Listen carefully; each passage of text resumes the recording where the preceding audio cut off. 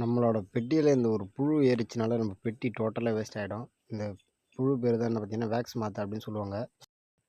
நம்ம அடைகளில் வந்து இந்த வேக்ஸ் மாத்து புழு அஃபெக்ட் ஆயிடுச்சு அப்படின்னு சொல்லிட்டு எப்படி தெரிஞ்சுக்கலாம்னு பார்த்தீங்கன்னா, கீழே அடிப்பலகை இருக்குல்ல, அதில் வந்து பிளாக் கலரில் டாட் டாட் டாட்டாக அதிகமாக வந்து ஃபீக்கல் மேட்டர் கொஞ்சம் கொட்டி கிடக்கும். அதுக்கப்புறம் பார்த்தீங்கன்னா அடைகளில் இந்த மாதிரி ஒரு காட்டன் நூலை ஒரு கையால் இந்த மாதிரி திரி மாதிரி திரிச்சு அடைகளில் வச்ச மாதிரி இருக்கும். இந்த மாதிரி தான் வந்து கூடு கட்டி அந்த அடைகளை மட்டும்தான் சாப்பிட, ஈக்களை ஒன்றுமே பண்ணாது. வந்து நம்ம பார்த்தீங்கன்னா வீக்லி ஒன்ஸ் இதை வந்து அடிப்பலகையை க்ளீன் பண்ணிகிட்டே இருந்தோன்னு பார்த்தீங்கன்னா இந்த வேக்ஸ் மாத்து புழு வந்து நம்ம மேனேஜ் பண்ணலாம், பாக்ஸை விட்டு தவிர்க்கலாம்.